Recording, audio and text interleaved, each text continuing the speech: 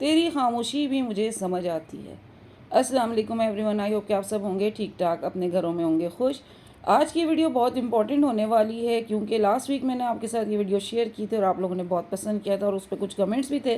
सोचा उसका भी जवाब साथ में शेयर करूँगी। यहाँ पे बात करते हैं हम लोग इसकी साइलेंस की, क्योंकि साइलेंस के ऊपर जब मैंने बात की थी तो मेरी बहुत सारी सिस्टर्स ने कहा कि क्या हम ही इस तरह हैं, क्या हम ही यही करेंगे, क्या कोई और नहीं करेगा।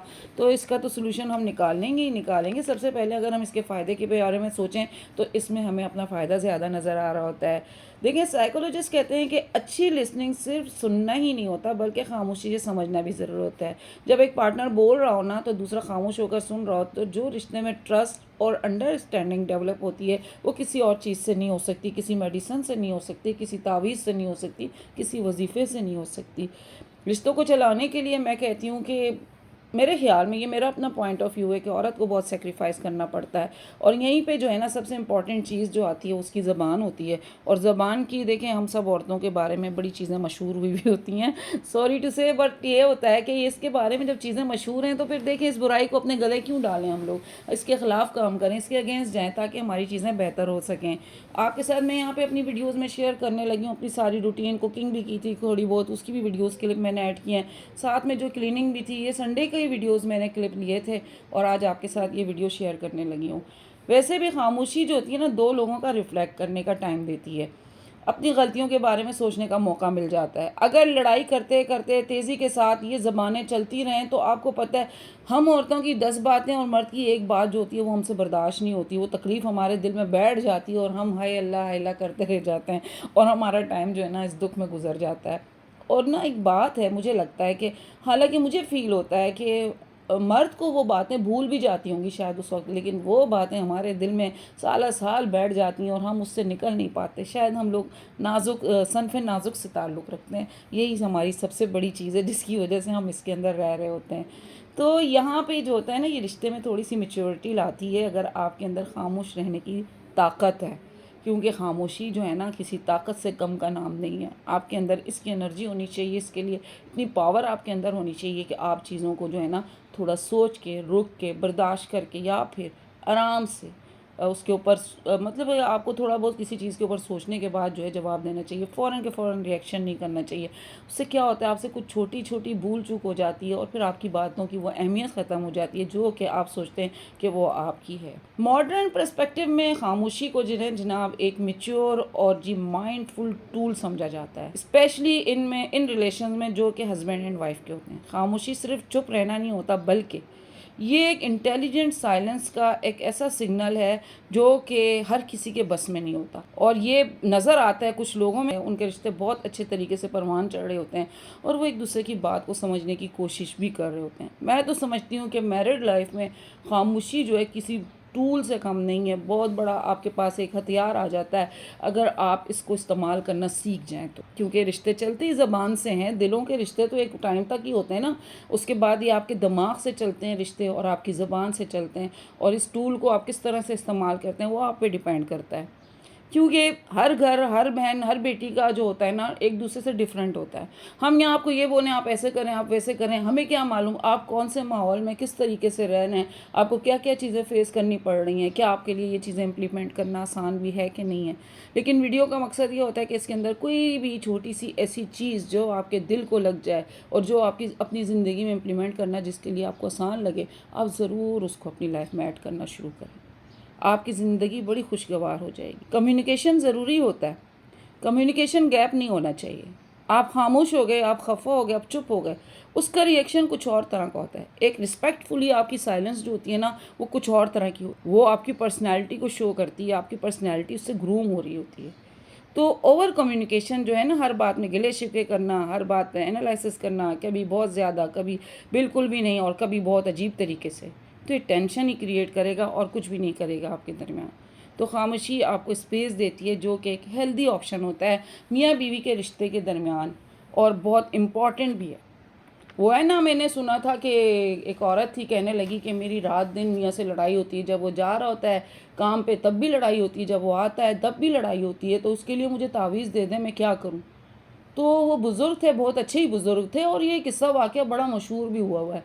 कि भाई उन्होंने कहा कि बेटी मैं आपको एक पत्थर टाइप की चीज़ उन्होंने कहा था, दी थी, और कहा था कि बेटी जब आपका शौहर जा रहा हो ये अपने ना दांत के नीचे दबा देना, यानी पिछले दांतों के नीचे, आगे वालों में तो नज़र आ जाएगा, और ना जब वो आता है घर ना तो फिर भी 1-2 घंटे के लिए उसको अपने पीछे के दांत। और उसने ना वैसे ही किया तो फिर जब वो मिली तो कहती है कि मेरे घर से तो लड़ाइयाँ ख़त्म हो गई। उन्होंने कहा मैंने कुछ नहीं दिया था, सिर्फ ये पत्थर दबाने को दिया था, तुम्हारी ज़बान कंट्रोल में रहे और तुम्हारे घर का माहौल इससे अच्छा हो जाए।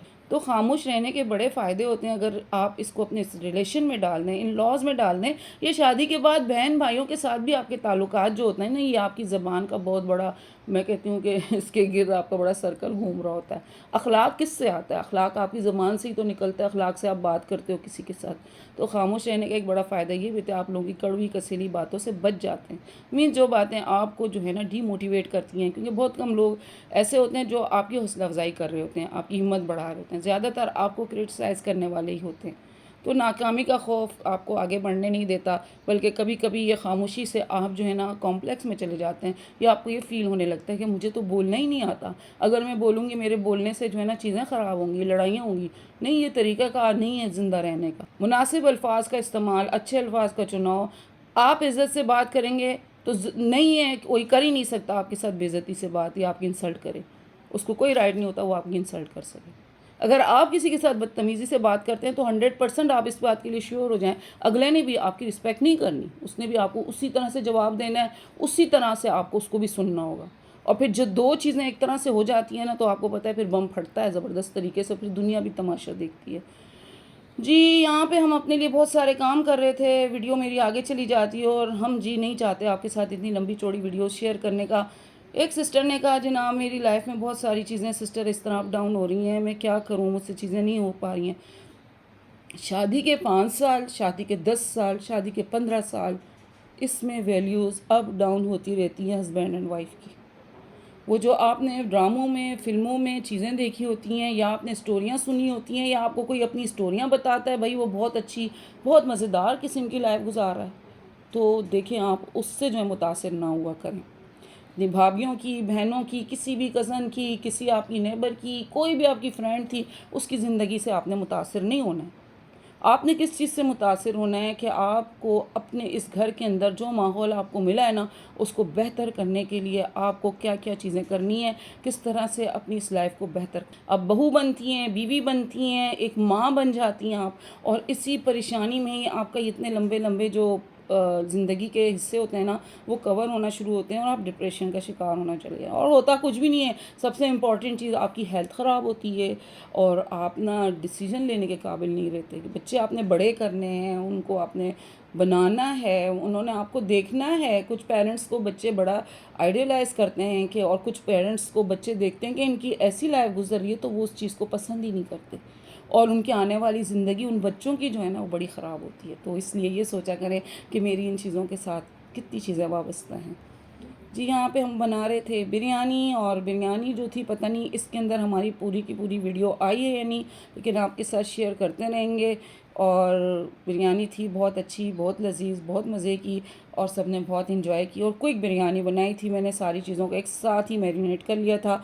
गर्मियों में मैं ज़्यादा से ज़्यादा कोशिश करती हूँ मैं किचन में कम से कम टाइम लगाऊँ, तो मैं क्विक रेसिपीज़ को जो है ना फॉलो करती हूँ। तो ये बिरयानी मैं बहुत दिनों से देखती थी, लेकिन मेरे दिमाग से उड़ जाती थी, मैं कहती थी यार नहीं अच्छी बनेगी अगर मैंने ये चीज़ कर ली। मेरे पास अनियन भी थे फ्राइड, और उसके साथ साथ बिरयानी मसाला था, दही था, चिकन, जिंजर गार्लिक पेस्ट, इन सारी चीज़ों को मैंने एक साथ मैरिनेट किया और एक साथ इनको ऑयल में डाल के मैंने कुक कर लिया।